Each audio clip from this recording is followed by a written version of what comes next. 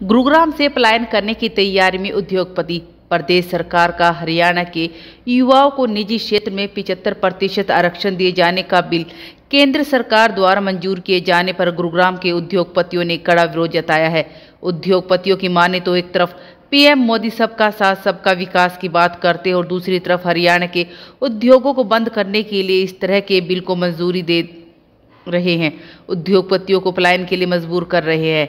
इस मामले में औद्योगिक संघ के प्रतिनिधियों की माने तो यह फैसला राजनीतिक तौर पर तो फायदे दे सकता है, लेकिन उद्योगों को इस सियासी फैसले से नुकसान ही होगा।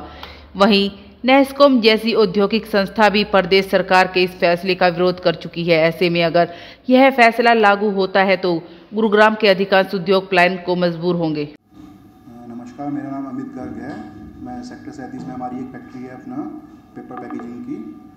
जो ये कानून जो नया आया है गवर्नमेंट का, ये बहुत ज़्यादा इनसिक्योरिटी क्रिएट करता है यहाँ के इंडस्ट्रीज़ के बीच में ना, क्योंकि लोकल लेबर जो काम करने वाली नहीं है, अब हमारे पे उनको थोप दिया गया है कि आपको इन्हीं से ही काम लेना है। वो काम करने में इंटरेस्टेड नहीं है और उनकी यूनियन इतनी ज़्यादा स्ट्रांग हो जाएगी क्योंकि यहाँ पे जितने भी बिजनेसमैन मोस्टली है वो लोकलाइज बिजनेसमैन नहीं है, वो बाहर से आए हैं, यहाँ पे बसे हैं, उन्होंने यहाँ पे इंडस्ट्रीज़ लगाई है, तो वो लोग यहाँ की लोकलाइज लेबर की यूनियन में उसमें उन पर दबाव बहुत ज़्यादा रहेगा और वो प्रोडक्टिविटी नहीं दे पाएंगे उस कारण से।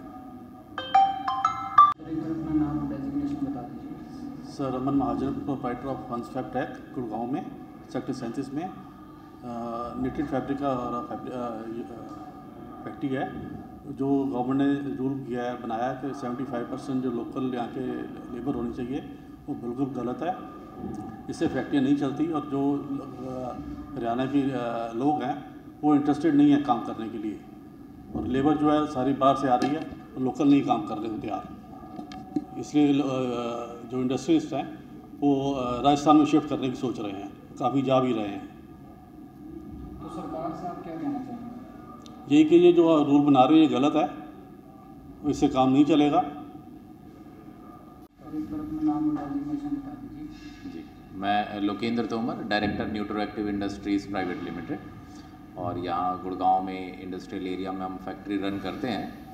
जो अभी ये नया रूल आया है 75% रिजर्वेशन का जो लोकल एम्प्लॉयमेंट जनरेट करने के लिए, ये मुझे लगता है कि ये इंडस्ट्रियल बैकवर्डनेस की तरफ हम जा रहे हैं। अगर हमें इंडस्ट्रीज़ को बढ़ावा देना है तो उसको डी कंट्रोल करने की ज़रूरत है। टू मच ऑफ कंट्रोल कभी भी ज़्यादा प्रोडक्टिव ग्रोथ नहीं देगा।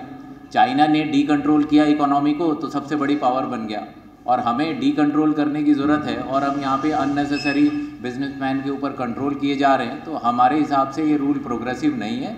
अगर स्टेट इस पे स्ट्रिक्ट रहता है तो मेरे ख्याल से ये इंडस्ट्रियल डेवलपमेंट का खात्मा इस स्टेट का शुरू हो गया है और नेबरिंग स्टेट्स में प्रोग्रेस होगी, क्योंकि यहाँ पे अब कोई भी बिजनेसमैन नहीं बचेगा। इस टाइप के रूल जो है ये ड्रैकोनियन रूल है, and I think this is absolutely not required at all अगर हरियाणा को ग्रोथ चाहिए तो।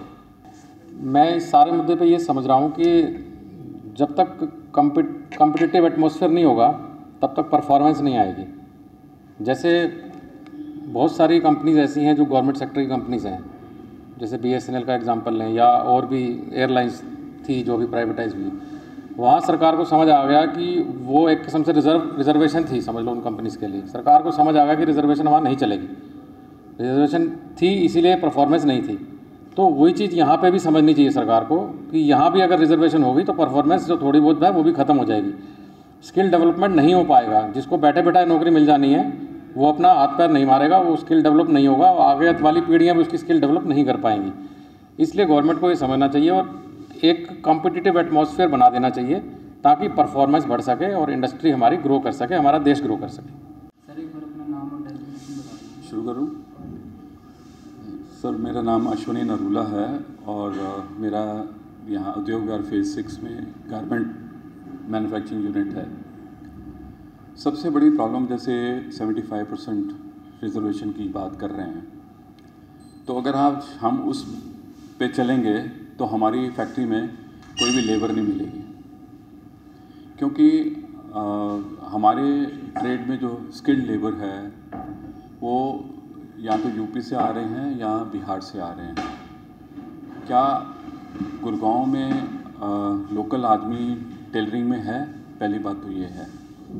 दूसरा, गवर्नमेंट बोलती है कि रिजर्वेशन नहीं होनी चाहिए, आरक्षण के अगेंस्ट है, बट क्या ये हम जो भी मूव कर रहे हैं कि आरक्षण के अगेंस्ट है या फेवर में है? सो दैट मीन्स कि